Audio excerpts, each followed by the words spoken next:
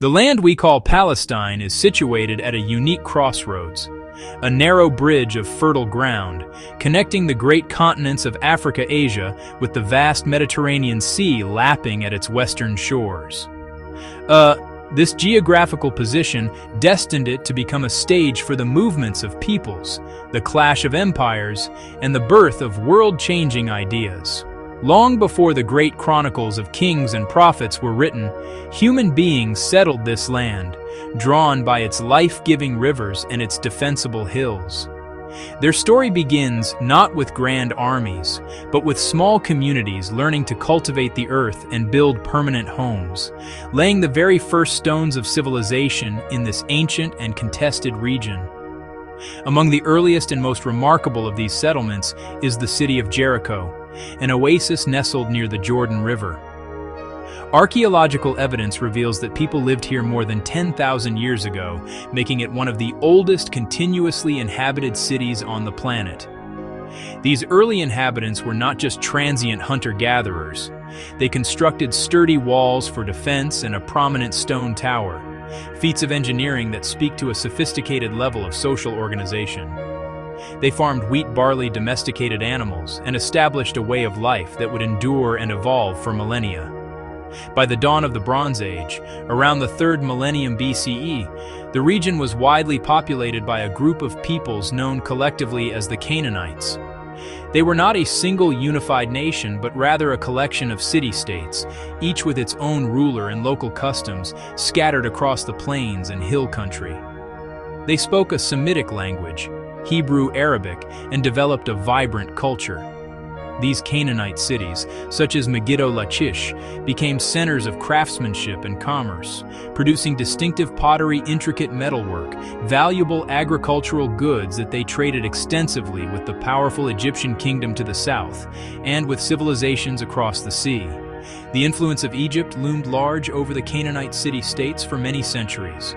As a dominant regional power, Egypt often exerted political control over the area, treating it as a strategic buffer zone and a valuable source of tribute and trade goods. Egyptian armies would march through the land to secure their interests, and Egyptian cultural and religious ideas left their mark on Canaanite art and beliefs.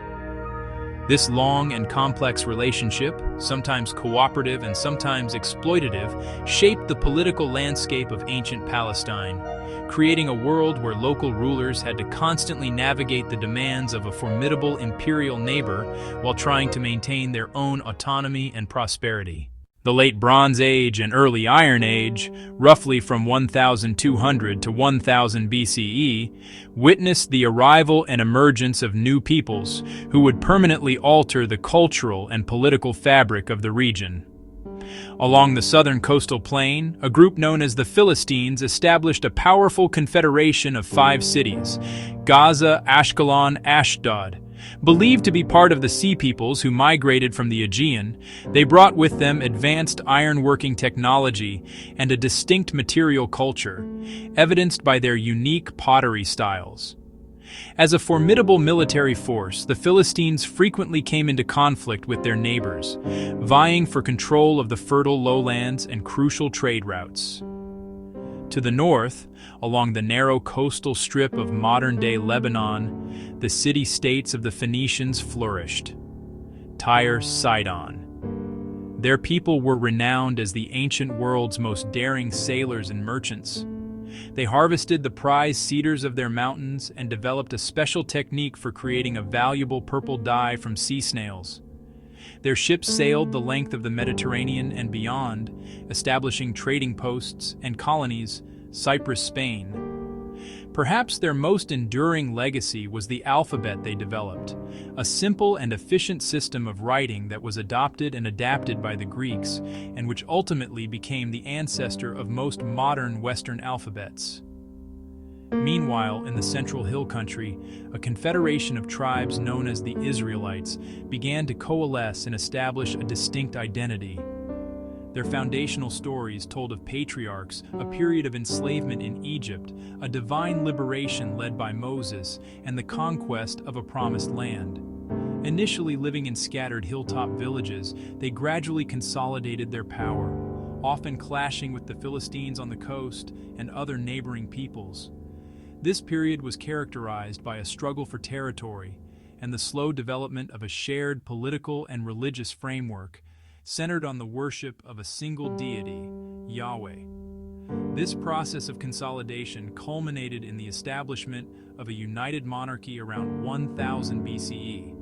According to biblical tradition, King David captured the Jebusite city of Jerusalem and transformed it into the political and religious capital of his kingdom, uniting the disparate Israelite tribes under a single rule. His son, King Solomon, is credited with constructing a magnificent temple in Jerusalem, which became the central focus of Israelite worship and a powerful symbol of their national identity. Following Solomon's reign, the kingdom split into two: the northern kingdom of Israel, with its capital at Samaria, and the southern kingdom of Judah, which remained centered on Jerusalem and the Davidic dynasty. The era of independent local kingdoms was not destined to last forever. By the 9th century BCE, the formidable Neo-Assyrian Empire, based in Mesopotamia, began a relentless westward expansion. Known for their military prowess and brutal tactics, the Assyrians systematically conquered the smaller states of the Levant. They turned many into vassal territories, or they annexed them directly into their empire. They demanded heavy tribute and used mass deportations as a tool of control, uprooting entire populations to quell resistance. In 722 BCE, the Assyrians conquered the northern kingdom of Israel. They destroyed its capital, Samaria. They deported a significant portion of its population. That event marked the end of Israel as a political entity. The kingdom of Judah in the south managed to survive often by paying tribute and by submitting to Assyrian authority. But the decline of Assyrian power gave rise to a new Mesopotamian threat, the Neo-Babylonian Empire. Under the ambitious Nebuchadnezzar II, the Babylonians asserted their dominance. After a series of rebellions by the Judean kings, Nebuchadnezzar's army laid siege to Jerusalem. In the fateful year of 586 BCE, the city fell. The Babylonians destroyed Solomon's temple. They razed the city walls and exiled the king, the priests, and much of the elite and skilled population to Babylon. This initiated a period of profound crisis and reflection in Jewish history. The Babylonian exile, though traumatic, was not the end of the story. In 539 BCE, Cyrus the Great conquered Babylon. In a remarkable departure, Cyrus issued an edict allowing exiled peoples to return, including the Jews, who were allowed to return to their homelands and rebuild their temples. A portion of the Judean exiles journeyed back to Jerusalem. Under Persian patronage, they undertook the monumental task of reconstructing the temple. The temple would become known as the Second Temple. They also re-established their community. Under Persian rule, which lasted for 2 centuries, the region of Palestine, known as the province of Yehud, enjoyed relative stability and local autonomy. The Persians administered their vast empire through a system of satrapies, or provinces, and generally allowed local leaders and priests to manage internal affairs as long as taxes were paid and order was maintained. The Persian Empire stretched from India to Anatolia, with Palestine shown as a small but strategic province within the beyond the river satrapy. Aramaic, the administrative language of the Persian Empire, became widely spoken throughout the region, coexisting with Hebrew and other local dialects.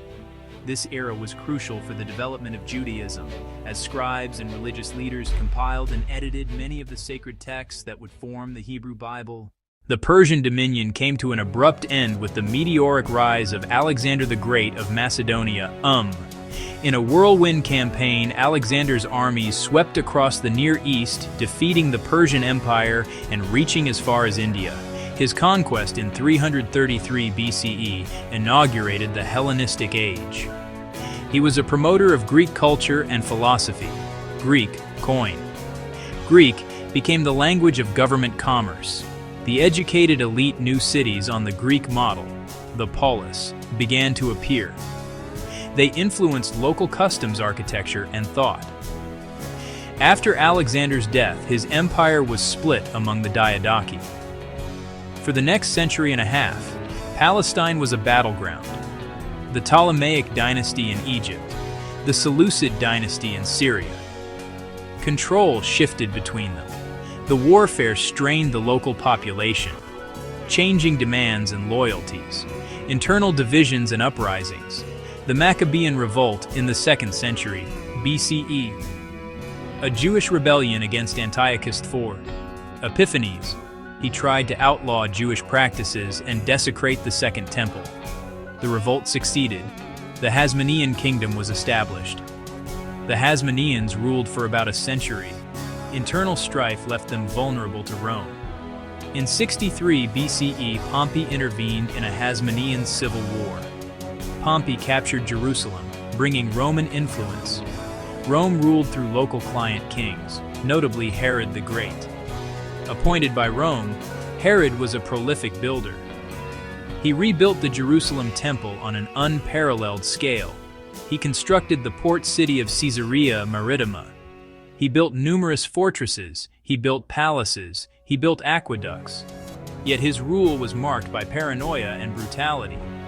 He was widely despised by many Jewish subjects. After his death, Rome administered the territory more directly via governors. This set the stage for increasing friction and rebellion against Roman authority. The period of direct Roman rule was fraught with tension, culminating in the First Jewish-Roman War, 66-73 CE. The rebellion, fueled by religious friction, heavy taxation, and resentment of foreign rule, was crushed by Roman legions. In 70 CE, Titus captured Jerusalem after a devastating siege and destroyed the Second Temple. The loss of the temple, the central institution of sacrificial worship, forced Judaism to evolve. Judaism shifted toward prayer, scriptural study, and rabbinic interpretation, centered in synagogues, enabling survival and spread. Even as one faith transformed another was in its infancy. Jesus of Nazareth conducted his ministry in the Galilee in Judea. His teachings and his followers' belief in his resurrection formed Christianity's foundations. Initially, a small sect within Judaism, Christianity gradually spread along Roman roads and sea lanes carried by apostles like Peter and Paul. Cities like Jerusalem and Caesarea became early Christian centers. The faith gained converts from Jewish backgrounds and from pagan backgrounds, often facing Roman persecution. Life under Rome brought challenges and opportunities. The Pax Romana boosted trade and cultural exchange across the Mediterranean. Aramaic remained common Greek-dominated culture, and commerce, Latin, was used for law and military.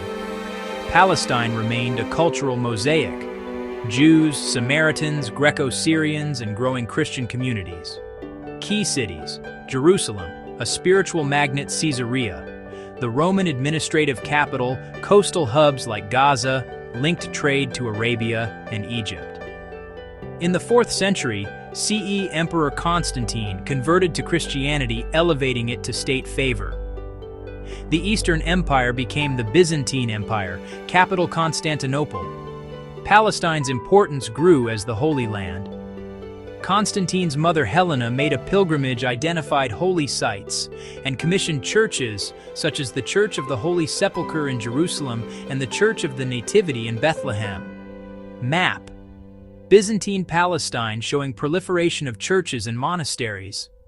Imperial patronage increased the Christian population, turning the region into a major pilgrimage destination.